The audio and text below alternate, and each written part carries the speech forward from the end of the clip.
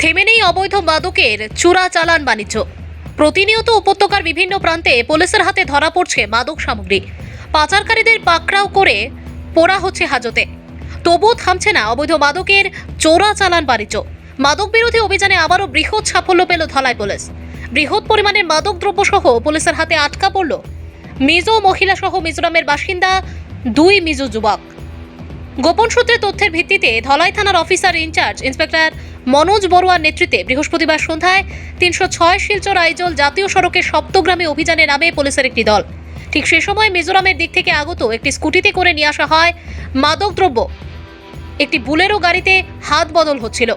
পুলিশের উপস্থিতি টের পেয়ে পালিয়ে যায় বুলেরো গাড়িটি। স্কুটি সমেত 3 মিজো নাগরিককে পাকড়াও করতে সক্ষম হয় পুলিশ। পুলিশি তল্লাশিতে স্কুটি থেকে উদ্ধার হয় অন্তত 20,000 ইয়াবা ট্যাবলেট। সঙ্গে সঙ্গে পুলিশ 3 জনকে গ্রেপ্তার করে। ধৃতরা হলো বেনি, বয়স 36, বাড়ি মিজোরাম রাজ্যের ছাইতুয়ালে; লালরিন হেতা, বয়স 42 ও ইসাকা লাল হোমাদিকা, আসাম মিজোরাম সীমান্তে ভাইরেটিং বাসিন্দা। লালরিন হেতা জানিয়েছে, ছাইতুয়ালের বাসিন্দা মিজো মহিলা বেনি রাস্তা পরিচয় করিয়ে দেওয়ার জন্য মিজোরামের ভাইরিংটি থেকে স্কুটি সহ তাকে ভাড়া করে। সপ্তগ্রামে পৌঁছাবার পর একটি বুলেরো গাড়িতে ব্যাগটি হস্তান্তর করার সময় পুলিশ তাদের পাকড়াও করে। এদিকে অভিযানের সময় পুলিশের উপস্থিতি টের পেয়ে মাদকদ্রব্যগুলো সমছে নিতে আসা বুলেরো গাড়িটি পালিয়ে যেতে সক্ষম হয়। পুলিশ ধৃতদের বিরুদ্ধে মামলা নথিভুক্ত করে তদন্ত শুরু করেছে। উদ্ধারকৃত ইয়াবা ট্যাবলেটের বাজার মূল্য 15 লক্ষ টাকার অধিক হবে বলে জানা যায়। নিচাযুক্ত সামগ্ৰী বা ড্ৰাগছৰ বিৰুদ্ধে আমাৰ যি অভিযান আছে সি অব্যাহত আছে আৰু এই অভিযানৰ অংশস্বৰূপে যোৱা নিশা আমি এটা ইনপুট লাভ কৰিছিলোঁ, এটা তথ্য লাভ কৰিছিলোঁ আৰু এই তথ্যৰ ওপৰত ভিত্তি কৰি আজি আবেলি আমাৰ এটা বিশেষ অভিযান চলিছিলে ধলাই অঞ্চলত। এই য'ত অভিযান চলিছিলে সেই অঞ্চলটো হ'ল সপ্তগ্ৰাম আৰু এই অঞ্চলটোতে অভিযান কালত আমি 3 জনকৈ ব্যক্তি, তাৰে এগৰাকী মহিলা আছে, তাক আমি যেতিয়া ইণ্টাৰচেপ্ট কৰোঁ, ইণ্টাৰচেপ্ট কৰাৰ পিছত যেতিয়া তালাচী চলোৱা হয়, তালাচী কালত আমি 21,000 ইয়াবা টেবলেটছ তেওঁলোকৰ পৰা আমি জব্দ কৰিবলৈ সক্ষম হ'ম।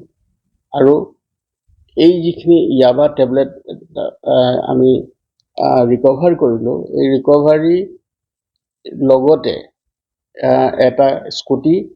এখন স্কুটি তেওঁলোকে ব্যৱহাৰ কৰা, সৰবৰাহৰ কাৰণে ব্যৱহাৰ কৰা এখন স্কুটিও আমি জব্দ কৰিছোঁ। আৰু তাৰ লগতে এই যিখিনি সামগ্ৰী, নিচাযুক্ত সামগ্ৰী আমি জব্দ কৰিলোঁ, ইয়াৰ চোৰাং বজাৰত ইয়াৰ অনুমানিক বজাৰ মূল্য হ'ল প্ৰায় 6 কোটি টকা। গতিকে বৰ্তমানলৈকে আমাৰ অভিযান অব্যাহত আছে। তেওঁলোকৰ লগত দ্ৰুত তদন্ত আমি চলাই আছোঁ, তেওঁলোকৰ সোধপোছ চলাই আছোঁ। আৰু আমি প্ৰাৰম্ভিক তথ্যত আমি তদন্তত গম পোৱা গৈছে যে এই যি নিচাযুক্ত সামগ্ৰী আছে এই চুবুৰীয়া ৰাজ্যৰ পৰা আহিছিলে আৰু আমাৰ এই জিলাৰ জৰিয়তে বহিৰাজ্যলৈ লৈ যোৱাৰ তেওঁলোকৰ পৰিকল্পনা আছিলে। আমাৰ যিটো আমি তথ্য লাভ কৰিছিলোঁ সেই তথ্যৰ ভিত্তিত আমি তেওঁলোকক ধৰিবলৈ সক্ষম হ'লোঁ। আৰু আমাৰ এই যি অভিযান আছে এই অভিযান অব্যাহত থাকিব আৰু জিলাখনৰ মাজে যাতে কোনো ধৰণৰ এনেকুৱা অবৈধ সৰবৰাহ নহয় তাৰ বিৰুদ্ধে আমি সৰব হৈ আছোঁ। আৰু তেওঁলোকৰ লগত সম্পৰ্কিত থকা যিকেইজন ব্যক্তি আছে, আমি গম পোৱা মতে আৰু 3 জনকৈ ব্যক্তি তেওঁলোকৰ লগত সম্পৰ্কত আছে। গতিকে তেওঁলোকক ধৰিবৰ কাৰণে আমি দ্ৰুত তদন্ত চলাই আছোঁ। যি 3 জন গ্ৰেপ্তাৰ হৈছে তেওঁলোক ক'ৰ বাসিন্দা?